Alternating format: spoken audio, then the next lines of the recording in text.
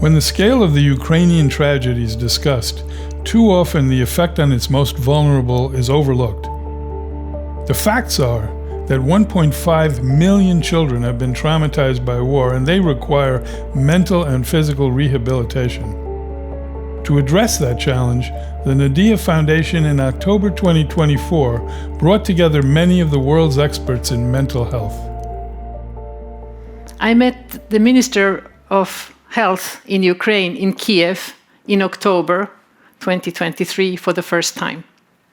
And it felt to us that where we can support, where we can help, where we can provide our skills and competencies is around mental health care. Mental health care still carries a lot of stigma. It still lacks infrastructure. It's not really an emphasis or a part of the tariff system that compensates the regional and local hospitals for the care that they provide to the children. And of course, our ambition level has to be high. It needs to be something where we can really feel that we make a difference. We need to strengthen and support the public sector to create an infrastructure that can provide for the next 10, 20, 30, 40 years. To build a robust infrastructure, the Nadija Foundation has formed an unprecedented partnership between the Ministry of Health, Lviv National Medical University, and other Ukrainian and international institutions. The full-scale war has led to an increased need for psychological support among Ukrainians. According to preliminary forecasts, approximately 15 million people will require mental health assistance of different intensity. Yes, and due to estimate, 4 million children and adolescents are within that vulnerable group. As you can see, after the elderly, it is the second biggest portion. There are different levels of needs that these children have. So where Nadija comes into this is really at many different levels. And Nadija is unique in that way, in the sense that the thinking is not just about virtual and physical hospital, but also developing this center of excellence. And that is badly needed in Ukraine. We are approaching the whole Ukrainian situation with a lot of lessons learned, to be honest, just in the last decade. I think my most recent experience was the war in Syria. And now we can take those lessons to Ukraine, and this is what is not happening at the moment, because we can actually bring science to the chaos, and that is actually what's going to allow us to know what is the right way to help, not now, but also in a sustainable way to help Ukraine develop a better health system. Caretakers have a key role in the rehabilitation process, something to be programmed for, because all interventions happen in this microcosmos of the child and their caretakers. These problems don't go away over time, and typically when young children have them, if they don't get treated, typically a separation anxiety, by the time they're a teenager, they'll have panic. And then anxiety usually precedes depression. Depression, you then have conduct problems, and it becomes a big mess. I'm aware how much work we have to do, and sometimes I feel overwhelmed with awareness of that.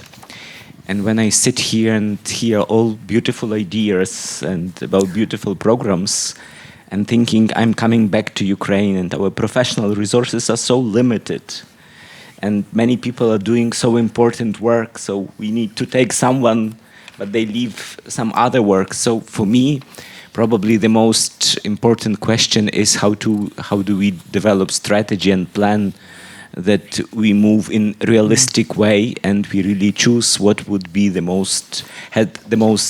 biggest impact at this stage, and how to grow this workforce. The more scalable approach is more relying on non-specialists. We've got lay people who are trained, and often you'd actually try to think, what's a common element approach? So we don't have to train people in each different type of problems, but are there commonalities of problems, and we can hit everybody with a transdiagnostic intervention, and can that help? And importantly, that they do require fewer sessions, because the fewer sessions is actually more affordable but also it's actually got a lot of other benefits. I mean, for a lot of people, coming to sessions is very dangerous. Travel is dangerous, particularly with children. Logistically, it's difficult to get kids to come to a session, for example. You should also know that Ukraine is one of the most weapon-contaminated countries in the world. It means there are bombs, unexploded mines, anti-personnel mines, all over the country, mainly though in the eastern parts. Again, what does that mean? It means for the next 2 or 3 or 4 generations, children and even adults will be killed and maimed every year. How do we know this? Well, if you go back to the war, the Vietnam War, and look at Cambodia, even today, about 50 to 60 people die every year from unexploded ordnances, and this war ended in 1972. So my point is this: the need for reconstructive surgery, for rehabilitation of injured children will not end. This will be an ongoing need for the next 30, 40, 50 years, probably. You can't just do it quickly. It often takes at least 6 or 12 months of adaptation work to even get the constructs and the assessment measures right. Because if we're not measuring something right, then we'll never know whether it works, because it's not accurate. It doesn't fit the construct. What we do know is that children don't bounce back after having been traumatized. I mean, we must not go back to after the Second World War, where we really believed that, and we neglected what children were exposed to during the war and also after the war. Until the 1980s, the textbooks in child psychiatry said that children react acute reactions and then they bounce back. And if you talk to people that were traumatized as children and you ask them, was this the case? It's an open wound. And what we work on is to try to make that wound become a bad memory that you can live with and still function. And what we also do know is that during wars, childhood trauma increases. In addition to the trauma they are exposed to due to the war itself, like attacks and bombing, there is an increase of neglect, of childhood abuse, physical abuse, sexual abuse. We know that. So we cannot neglect that when we try to set up something for Ukraine. Our idea is not only to enhance the level of medical education in Ukraine, but also to enhance the level of quality of services being provided. It also goes within our vision how to transform the healthcare system in Ukraine, applying digital technologies and developing telehealth further on. So that is why that's fully aligned with our strategy. I think the digital world provides fantastic opportunities for us, but it's really critical we make the most of that opportunity and actually aim to do better than we would ordinarily be providing, not thinking, oh, this will do and keep people busy while they're on a waiting list. Actually, we should be aiming for people to not need to be on the waiting list. They should have an effective treatment, or at least for the majority of people that use it. We have opportunity to gather the data. We may not always know if we can use all that data now, but we'll be able to use it in the future too. And it's not like we are asking additional questions, because that's automatically downloaded data. So, having quality data is like a gold mine for countries, for health sector, and hopefully for our children. We are agreeing that schools are the best place, or one of the good places to start interventions addressing children's well-being. But I think we need to be cognizant and aware of the situation in Ukraine right now. And all the organizations that are coming with good intentions. But what happens when they leave? That's the key question. So we are really talking about scale, and we are talking about impact.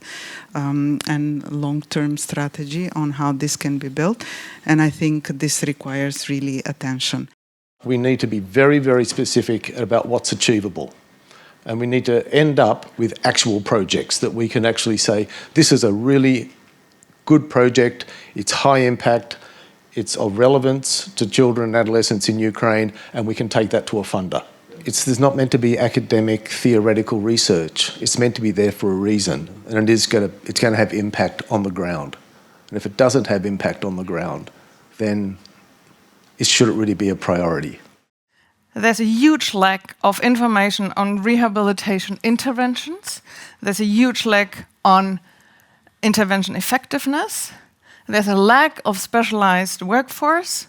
And there's very little information on community-based rehabilitation, which is so important when these children go back home.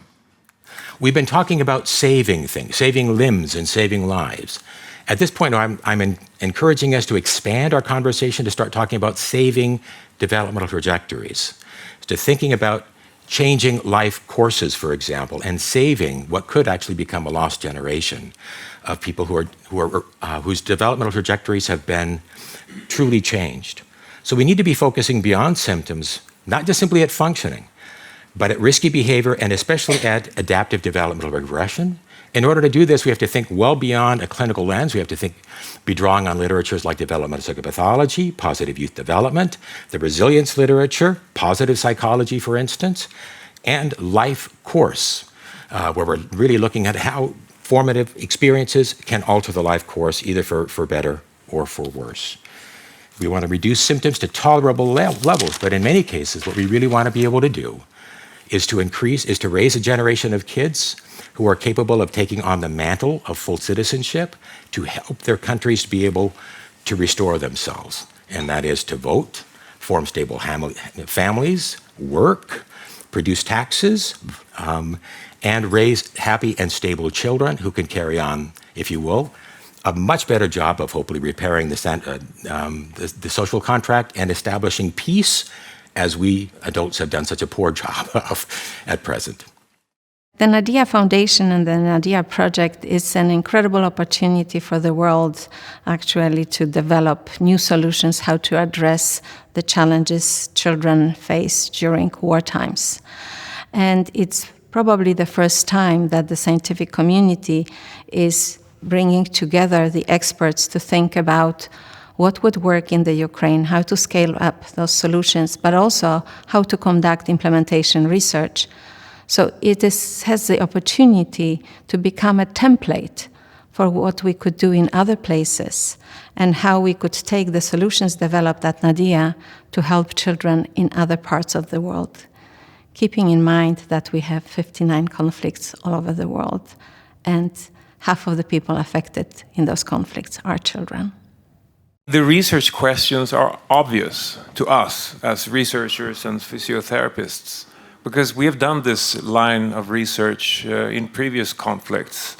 The difficult part is establishing the network, researchers understanding the scope of the problem. We have the data of injured children I showed you yesterday, thousands of children. Where are they? What support have they received so far? So the scientific part, again, is easy. By including different sectors, not only showing that the intervention it helps or it works, it's effective, but as well integrating it, the government and other institutions, in order to make it sustainable and integrated. Our reason to join Nadija was very simple. Maybe 1.5 years ago, we have been working with Anne for the first time 10 years ago. She had a project to build a children's hospital in Helsinki, Finland, where we had, it was a disgraceful situation where the Finnish children did not even have a proper medical care. And Anne decided to build this new hospital, and within 5 years she raised the funds, made a public-private partnership, and built the hospitals, and the doors have been open for many years in Helsinki. And when Anne contacted about this Nadija project, it was very simple for us. as in on the investment side, we always look for the best people to achieve the goals. And when you have a second-time founder, so to say, in this hospital area, we knew that Anne is the person to be trusted, and she's the power lady that can really make this happen. And we have been very happily supporting the Nadija project ever since. In the next 10 years, we will know so much more from the Ukraine experience that will benefit Ukraine enormously, but that's going to have a global impact. There are millions and millions of children and adolescents in desperate need of mental health assistance, but we are going to learn from the Ukraine experience really how better to help them on a whole number of parameters, and they're lessons that the world needs desperately. Nadija, building a brighter future for the children of Ukraine and beyond.